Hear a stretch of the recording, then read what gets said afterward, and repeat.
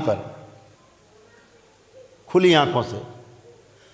राम, इसलिए रावण को दशानन कहा गया। दशानन, 10 कलाओं का ज्ञाता, 10 कलाओं का ज्ञाता थे रावण।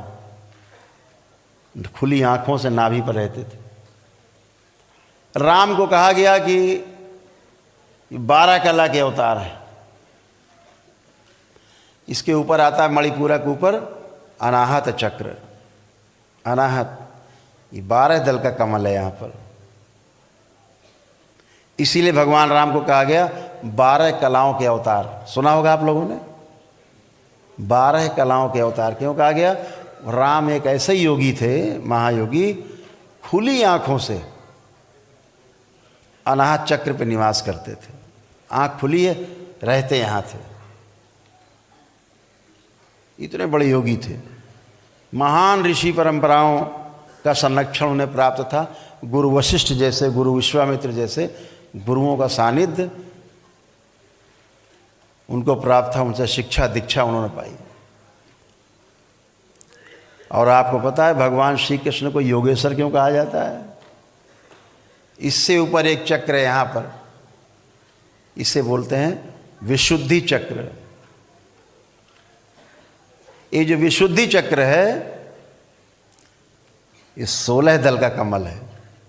इसीलिए भगवान श्री कृष्ण को, क्योंकि वो खुली आंखों से यहाँ निवास करते थे सबसे ऊपर, इसीलिए उन्हें 16 कलाओं का अवतार कहा जाता है।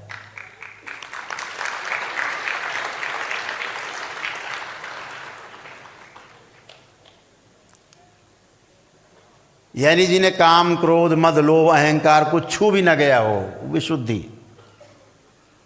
इसीलिए उन्हें 16 कलाओं का अवतार कहा जाता है। भगवान श्री कृष्ण को खुली आंखों से यहाँ रहते थे, सबसे ऊपर थे। राम से भी आगे एक अवतार।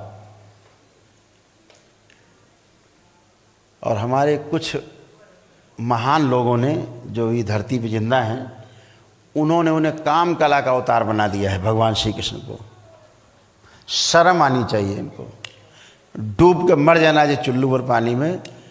जो योगेश्वर है, जिसको काम, क्रोध, मद, लोभ कभी छू ना गया हो, उससे दिन भर ऐसा बता दिया कि दिन भर बस वो स्त्रियों के साथ रमण कर रहे हैं, गोपिकाओं के साथ दिन भर रमण कर रहे हैं। तुम्हें पता भी है कि गोपिकाएं कौन है? तुम 16,108 नारी कहते हो, और ये दरबार 16,108 नारी नहीं, 16,108 नाड़ी शरीर की। उनके स्वामी का नाम श्री कृष्ण है।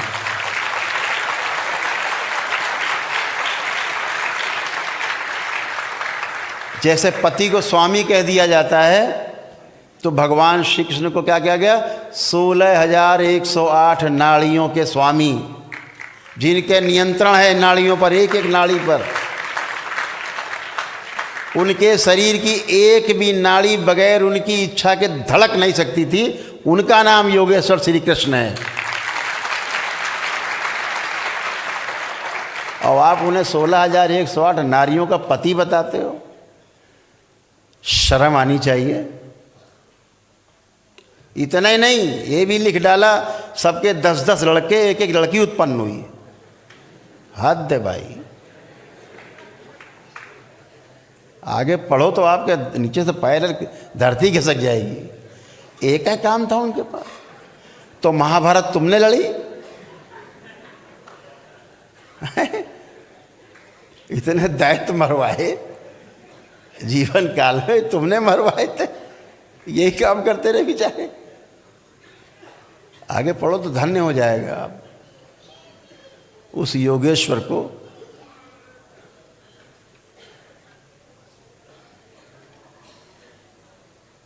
जिन्होंने इस देश को नहीं, पूरे विश्व को दिशा दी, वह ग्रंथ जिसकी कसमें अदालत में खाई जाती हैं हाथ रख के, उस ग्रंथ का नाम है गीता, श्रीमद् भागवत गीता। रामायण पे हाथ रख के कसम नहीं खाता कोई, श्रीमद् भागवत गीता पे रख के कसम खाता है। उस योगेश्वर कृष्ण के बारे में ऐसी ऐसी बातें, भद्दी भद्दी, दिन भर एक ही सूत्री कार्यक्रम। 8 वर्ष के श्री कृष्ण, 12 वर्ष की राधा, आप कह रहे हो दिन भर लिए पड़े रहते थे। अरे होश में हो भाई, होश की दवा खाओ। जब गोकुल छोड़ा श्री कृष्ण भगवान ने, तब उनकी उम्र 12 वर्ष थी। आप उन्हें काम कला का अवतार बता रहे हैं। अरे शर्म के मारे चुल्लू और पानी में डूब के नहीं मर जाओ। अपने भगवान के बारे में कुछ अच्छी अच्छी बातें करो, बच्चों को कुछ अच्छी शिक्षा मिले, बच्चों को उनका ज्ञान चक्षु खुले। चीज़ें लिखी गई हैं कोड में, जे जान ही तेई दे जनाई, बाकी मूर्ख बने रहो, इसलिए लिखा गया। बहुत विस्तार से बोलेंगे किसी दिन तो इनकी धज्जी उड़ाएंगे, जितने बदमाश हैं ये।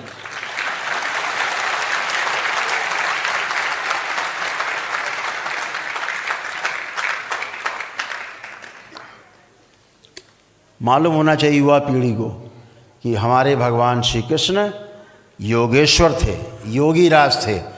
उनसे बड़ा संसार में कोई योगेश्वर हुआ नहीं, योगी हुआ नहीं।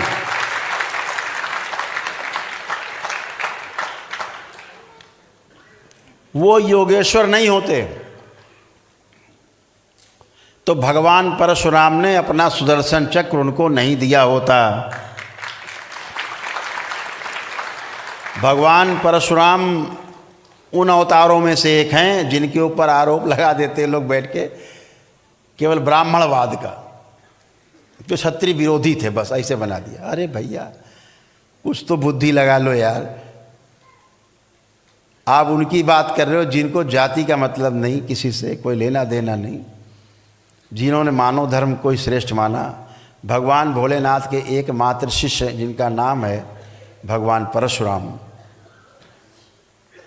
हैं, जिनका नाम है भगवान परशुराम। ऐसी सी बात है। तो अगर वो योगेश्वर नहीं होते श्री कृष्ण, तो भगवान परशुराम उन्हें सुदर्शन चक्र नहीं देते। सुदर्शन चक्र भगवान श्री कृष्ण को भगवान परशुराम ने ही प्रदान किया था, उन्हीं से मिला। कहाँ से जाति पात आ गई? किस ब्राह्मण को उन्होंने सुदर्शन चक्र दे दिया?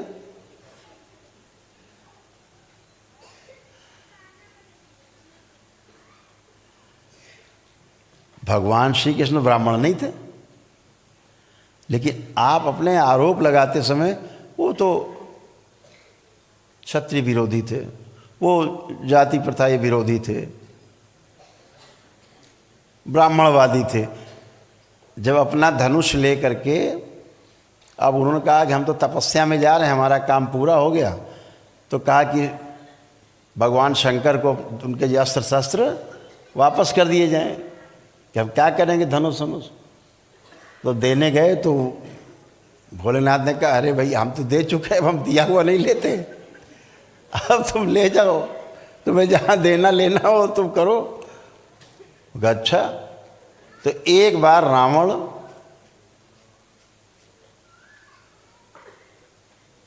को बंदी बना लिया था सहस्रबाहु ने, अपनी कैद में रखे था। तो भगवान परशुराम भगवान शंकर से मिलने गए तो उन्होंने कहा कि भाई तुम शिष्य तो हमारे हो, लेकिन तुमने दक्षिणा आज तक नहीं दी। बोले प्रभु आप आदेश करो दक्षिणा। तो बोले आधी दक्षिणा में आज दो, आधी। बोले आधी मतलब? बोले आधी आज और आधी बाद में। कि प्रभु दिया आदेश करो। तो बोले रावण जो है सहस्रबाहु जो राजा है उसकी कैद में है, उसे छुड़ा दो। और भगवान परशुराम की कौन से पुदीना काटे थे, किसी का जो झगड़ा था भाई। भगवान भोलेनाथ के कहने पे, महादेव के कहने पे उन्होंने जा कर के अकेले ही, वो तो 1 मैन आर्मी थे, अकेले ही आर्मी उनके बराबर कुछ था ही नहीं, मार काट के रावण को छुड़ा लाए, आज़ाद करा दिया। ये दुश्मनी सहस्रबाहु की और भगवान परशुराम की थी, जो उन्होंने, उनके परिवार ने उनके पिताश्री की हत्या करके गाय का मामला बना करके और उनकी हत्या की, बदला लिया। वो कथा हम आपको सुना ही चुके हैं पहले कि भगवान परशुराम ने कभी भी एक भी क्षत्रिय की हत्या नहीं की।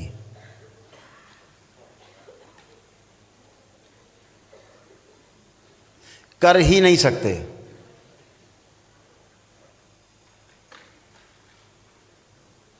ये कथा फिर आपको हम सुनाएंगे कभी। आज बहुत समय हो जाएगा, नहीं ठंडी लग रही गर्मी लग रही हमें तो पता नहीं।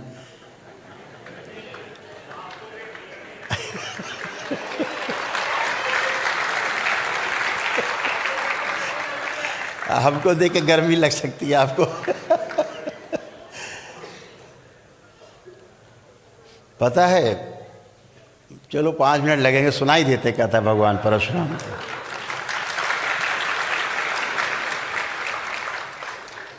भगवान परशुराम को जब पता लगा कि उनके पिताश्री की हत्या हो गई है ऋषि जमदग्नि की, तो आए। और जैसा कि आप सबको पता है, आप सब उस भोग से भोग के निकले हो, स्मृतियों से। वो तो महान ऋषि थे, तपस्वी थे भगवान परशुराम। उनसे बड़ा ऋषि तपस्वी हम तो किसी को आज तक मानते ही नहीं, धरती पैदा ही नहीं हुआ। उन्होंने सारे पिंडदान और जो पिता के मृत्यु के बाद पुत्र कर सकता है वो उन्होंने सारे विधि विधान से सारे वैदिक कार्यक्रम सब किए। पितृ मुक्ति वगैरह के लिए सब कुछ किया जो भी कर सकते थे। अब ये तो नहीं कहा जा सकता उनको ज्ञान नहीं था, पूरा ज्ञान था, कर दिया। लेकिन पितृ की जो स्मृतियां थीं वो नहीं गईं, वो चिपक गईं, वो बनी रहीं। इसके ऊपर बड़े बड़े सीरियल बने हैं रामायण के। रामानंद सागर ने भी बनाया है, इस पे सीरियल बनाया है।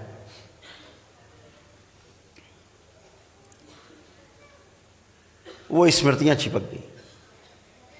पिता की स्मृति, बदला लेने की स्मृति, मृत्यु के समय की हम बोलते हैं ना कि पितृ की मृत्यु के समय की जो स्मृति है वो सबसे भारी होती है, बहुत मजबूत होती है। वो अगर रह गई तो फिर आपको वैसे ही नाचोगे जैसे स्मृति थी। तो जब जब वो स्मृति आगे आती थी बदला वाली उनके पिता की, तब तब वो सबको गाजर मूली की तरह काट के रख देते थे। उन्हें ही नहीं पता लगता था किसको काटा है। ऐसा 20 बार काटा है वो, धीरे धीरे। 21वीं बार जब फिर उठाया फरसा उन्होंने, वो स्मृति आगे आई तो भगवान परशुराम फिर बन गए ऋषि जमदग्नि। बेटा नीचे, पुत्र पिता आगे, स्मृति, पितृ स्मृति। तो वो भाग के कुछ लोग जो है वंशी क्षत्रिय थे, वो जामवंत जी और हनुमान जी जहाँ पे इकट्ठा थे वहाँ पहुँचे। वो कहा हमें बचाओ और अच्छा करो, ये तो पता नहीं कहा है सबको मारे काटे डाल रहे हैं, हम लोग कुछ किया भी नहीं, बचाओ। तो जामवंत जी ने हनुमान जी से कहा भाई बचाना तो धर्म बनता है, तुम हनुमान जी बचाओ सबको। बोले ठीक है महाराज। तो हनुमान जी चले और परशुराम जी के पास पहुँचे। भैया काहे काटने के लिए फरसा निकाल लिया, 20 बार काट चुके, अभी फुर्सत नहीं मिली, फिर 21वीं बार, ये कब तक चलेगा? बोले चलते रहेगा। तो बोले नहीं युद्ध होगा। तो बोले हट जाओ नहीं तुम भी मर जाओगे इसी में। अब हनुमान जी अपना रूप बदल के थे, झगड़ा हुआ, खूब लड़ाई चली, खूब युद्ध चला, घमासान। भगवान परशुराम जी का हनुमान जी का युद्ध 5 दिन लगातार चलता रहा। एक विष्णु अवतार और दूसरे रुद्र के अवतार, दोनों का युद्ध बराबर चलता रहा। आखिरी में हनुमान जी ने कहा यार तो मानने को ही नहीं तैयार ये आदमी। तो उन्होंने अंतिम कोई अस्त्र चलाया और परशुराम जी बेहोश हो गए। तो उनको ले जाके पेड़ में बांध दिया। वो कहा जरा देखे तो क्या इसके अंदर है क्या, काहे काटे डाल रहे हैं भाई सबको। तो जब अंदर जाके हनुमान जी ने देखा तो देखा कि उनके पिता की स्मृति, पितृ स्मृति पड़ी थी, बदले की भावना की। जब वो आती थी स्मृति तो काटने लगते। तो भगवान हनुमान जी जो है बजरंगबली ऐसी कथा है कि पितृ लोग गए, वहाँ से उनके पितरों को लाए, उनसे कहा भैया ये तुम्हारी जो स्मृति पड़ी पहले ये बटोरो, ये सबको कांटे डाल रहे हैं, ये तुम्हारी स्मृति कटवा रही सबको। तो उनके पितरों ने अपनी सारी स्मृतियाँ बटोरी और वहाँ से गए। तब भगवान परशुराम के 2 आंसू गिरे। अपने पिता की मृत्यु पर नहीं रोए थे, इसीलिए कहा जाता रोना जरूरी, स्मृतियाँ नष्ट हो जाएं। बच्चे को रुलाया जाता जब पैदा होता, क्यों? रो जाए। जैसे दरबार में आपको रुलाया जाता है, आपको कहा जाता है ना अब आंसू गिरेंगे, तो आप जब संकल्प करते हो तो आंसू गिरते हैं आपके, खांसी आती है, डकारें आती हैं, हिचकी आती है, तो ये सब स्मृतियाँ नष्ट होती हैं। तो ऐसे ही जब बच्चा पैदा होता है तो उसको रुलाने की कोशिश करते हैं, रो जाए, जो बची कुची स्मृति इसके पिछले जन्म की हो वो भी निकल जाए, इसलिए रुलाया जाता है उसे। तो ऐसे ही भगवान परशुराम के 2 आंसू गिरे स्मृति के टपक के, तब वो स्मृति नष्ट हुई जो उनके पिता की स्मृति थी, बदला लेने की, हत्या की बदला लेने की। तब उनका बदला जो हत्या वाला कांड था 21वीं बार, तब उनका बंद हुआ। तो इससे क्या सिद्ध हुआ कि भगवान परशुराम ने कभी किसी की कोई हत्या नहीं की, और कोई ऋषि कभी किसी की कोई हत्या नहीं कर सकता, वो तो परम ऋषि थे।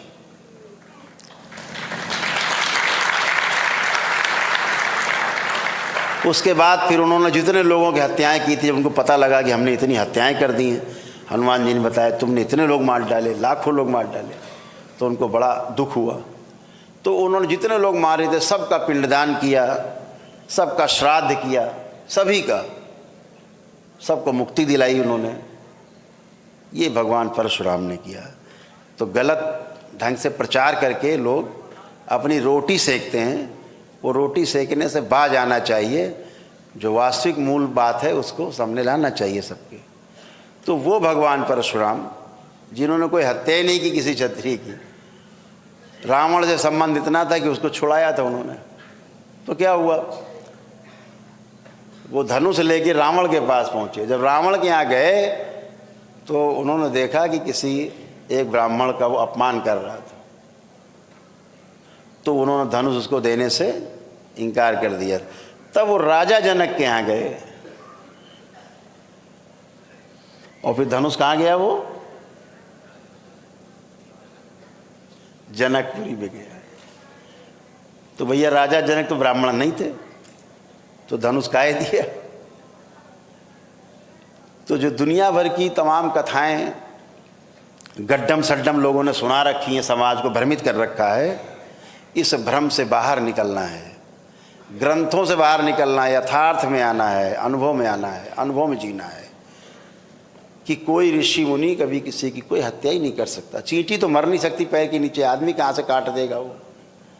तो ऐसे भगवान परशुराम ने भगवान श्री कृष्ण को अपना सुदर्शन चक्र दिया। तब भगवान श्री कृष्ण जो जरासंध से के भय से वो भी पीड़ित रहते थे, भाई रिश्तेदार थे, जब वो चक्र मिला तो थोड़ा सुरक्षा हुई, तब वो सुदर्शन चक्रधारी कहलाए। तो ऐसे भगवान श्री कृष्ण के बारे में ऐसी अनर्गल बातें तमाम जो लोग कथा कहानी में बैठ करके ढोलक मंजीरा बजा के चोरी चकारी, उनको चोर सिद्ध करना, उनको लुच्चा सिद्ध करना, लड़कियों के पीछे दिन भर पड़े हैं, कपड़ा चुरा के भाई चढ़ गए ऊपर, लड़कियां नहा रही थी तो कपड़ा चुरा लिया ऊपर चढ़ गए, इस टाइप की हरकतों वाली बातें लिखना बताना। जब इतना लिख दिया था तो इतना लिख देने में ग्रंथ में कौन सा भैया बड़ा भारी पहाड़ टूट जाता कि हाँ राधा से शादी हो गई थी, लिख देते। तो जब राधा होती तब ना शादी होती। तो ऋषि मुनियों ने तो राधा नाम का एक कैरेक्टर पैदा किया अपने प्रतीक के रूप में, योग साधना के कुंडलिनी के प्रतीक के रूप में। इन लोगों ने उसको सही का समझ लिया। अब सही का समझ के पता नहीं क्या क्या कथा लिख डाली, भगवान मालिक है। तो हम तो इन सबसे कहेंगे भैया थोड़ी बुद्धि का इस्तेमाल करो, और हमारे आराध्य को उनकी जो उन्होंने किया जीवन काल में मानव जाति के लिए, जीवन भर अपना पूरा जीवन लगा दिया भगवान श्री कृष्ण ने, उसका बखान करो। कि दुनिया भर की उठापटक और दुनिया भर की अपनी काम कलाएं उन पर मत थोपो। खुद के अंदर काम कलाएं हैं, दिन भर कामुकता में भरे हुए हैं, तो दिमाग में उनकी कामुकता चढ़ी तो कामुकता ही दिख रही उनको सामने वाले में, सब जगह इतने कामुक हैं।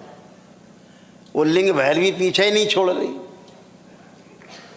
लगी है पीछे लिंग भैरवी। हम छुड़ा देंगे पीछा लिंग भैरवी से। ये दरबार लिंग भैरवी से पीछा छुड़ाने में सक्षम है। तो आप सबका पीछा जो कि छूट चुका है लिंग भैरवी से। कुछ लोग हैं आज छूट जाएगा। अभी शुद्धि होगी, शुद्धि के बाद फिर सिद्धि होगी, उसके बाद फिर अगला कार्यक्रम तय होगा। तो चर्चा यहाँ पे विराम देते हैं कि तमाम प्रतीकात्मक बातों का आध्यात्मिक अर्थ है। उन शब्दों को आध्यात्मिक अर्थ में प्रयोग किया गया है। लोगों ने स्थूल में कहानियाँ बना ली, आध्यात्मिक में लिखा, और कुछ लोग आए उसको शब्दों में कहानी बना ली। एक तीसरे काका आए, उन्होंने सही मान के सब रख कर डाला, सही मान लिया, सब ऐसा ही था। तो ऐसा कुछ नहीं है। जब आध्यात्मिकता में आप उतरेंगे तमाम रहस्य खुलेंगे आपके सामने कि माँ महाकाली कौन है, माँ दुर्गा शक्ति कौन है, तो हनुमान कौन है, तो फिर शिव कौन है। तो ये बाद में सब खुलेगा जब आप धीरे धीरे चलते जाओगे एक एक कदम। रावण कौन है, तो राम कौन है, तो कृष्ण कौन है, तो शिव कौन है। अभी आप देख रहे हो, ये देख रहे हो, ये कमल ही है, ये भी कमल है, ध्यान रखो, जिसे आप त्रिशूल कह रहे हो। ये दो दल का कमल है, बीच में अगल बगल दो दल हैं, पंखुड़ी, एक ये एक वो। यहाँ पर दो ही दल का कमल है, यहाँ 16 दल का कमल है, और जो आज्ञा चक्र है इसमें 2 दल का कमल है, एक इधर पंखुड़ी और एक इधर। तो 2 बीच में रहता ये कमल का। तो ये 2 दल का कमल यही त्रिशूल है, ये प्रतीक है कमल का। अब आप इसको कुछ और कहने लगो तो फिर कहने रहो, कहने से क्या जाता है। लेकिन यहाँ 2 दल का कमल है, इसलिए त्रिशूल है। शिव नेत्र है, तो उस शिव नेत्र के जहाँ पर कमल है उसको 2 दल का कमल है, तो त्रिशूल बताया आपको। अब पता लगे यही त्रिशूल है, किसी की पेल दिया पेट में। तो आध्यात्मिक व्यक्ति के लिए ये कमल है, आप किसी और के लिए त्रिशूल हो सकता है, इतनी तो बात है। ये सहस्रार है, सहस्रार में सहस्रों दल का कमल है, यानी सारे कमल ऐसे हैं सीधे, ये वाला उल्टा कमल है, हजारों पंखुड़ियाँ उल्टी लटक रही हैं। चोटी इसीलिए रखते हैं कि वो कमल का दंड है। चोटी रखने का मतलब है कि ये पुष्प खिल गया है जिसका, वो चोटी रखने का अधिकारी। अभी हमारे नहीं लगी चोटी, अभी चोटी नहीं है भाई, तो नहीं खिला होगा, नहीं है। तो सहस्र दल का कमल। तो क्या करते थे ऋषि मुनि, जिनका जो ब्रह्मचारी हो, सॉरी ब्रह्म विचरण करते थे, वो ब्रह्मचारी कह लो उन्हें, चाहे उन्हें ब्रह्मवेत्ता कह लो, चाहे पार ब्रह्म परमेश्वर कह लो। जब वो इससे पार हो जाते थे, सहस्रार से इसको वेदना जान लेते थे, तो ब्रह्म में विचरण करने वाले हो जाते थे। तो इसलिए चोटी रखते थे वो। ये प्रतीक था कि ये ब्रह्म में विचरण करने वाले हैं, ये वो ब्राह्मण हैं, ये ब्राह्मण हैं, क्योंकि ये वेद चुके हैं आपके सहस्रार को। उनकी देखा देखी चेला चोटी रखने लगे, चेला के देखी देखी गृहस्थ रखने लगे। अब सभी चोटी बाद है, सब ब्रह्मचारी हो गए, सभी ब्रह्मचारी हो गए, सब चोटी। तो एक संस्कृति में आ गया चोटी रखना हिंदुओं की, और कोई बात नहीं। कहीं ना कहीं से तो परंपरा चलती है ना, तो चली वहीं से। तो ये सब एक अवधारणा है। जो आध्यात्मिक लोग हैं वो चीज़ों को, तत्ववेत्ता जो होते हैं, तत्व जब वो खोलते हैं, तोड़ते हैं, डिकोड करते हैं चीज़ों को, तो ऐसे हमारे कई जैनी मित्र हैं, जैन मित्र हैं हमारे कई, हम उनके परिवार में जाते रहते थे तो उनके घर में फ़ोटो जरूर लगी रहती थी भगवान महावीर की, ये भगवान बुद्ध का भी आपने देखा होगा कभी फ़ोटो, कोई मूर्ति तो यहाँ पे देखा होगा, घुंघराले जैसे बाल देखा है, घुंघराले बाल बिल्कुल ऐसे भगवान महावीर को। तो अपने दोस्तों से हम पूछते थे कि भाई ये ऐसा क्यों बोले, उनके बाल घुंघराले थे। आज तक हमें कोई नहीं बता पाया कि बाल घुंघराले क्यों थे। ये बाल नहीं है, ये दिखाया गया है उस समय के पुराने लोगों ने। सहस्रदल कमल, जो उल्टी पंखुड़ियाँ लटक रही हैं, जूड़ा और उल्टा कमल, यानी सहस्रदल कमल इनके खिले हुए हैं, ये है। और वो बता रहे हैं नहीं घुंघराले बाल हैं, वही राधा की तरह है नहीं, फिर भी बता रहे हैं। तो वो ऐसे ही बना के कुंडली को कुछ का कुछ बताते हैं। तो आध्यात्मिक दृष्टि से जब विवेचन होगा, आपके साथ बैठेंगे कभी, को विधि से विवेचन होगा, को ढंग से होगा। तंत्र का अर्थ ही होता है विधि, उपाय, कोई मार्ग, व्यवस्था। तो तंत्र में सब कुछ उपलब्ध है, सब अनुभवगम्य है, सब अनुभव आप कर सकते हैं। पहली सीढ़ी आज आपकी है और आप इसमें प्रवेश कर रहे हैं। पुनः आप सबको बहुत बहुत धन्यवाद, बहुत बधाई।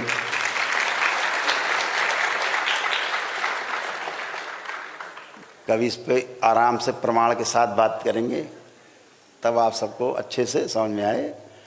अभी तो आज ये किया जाए।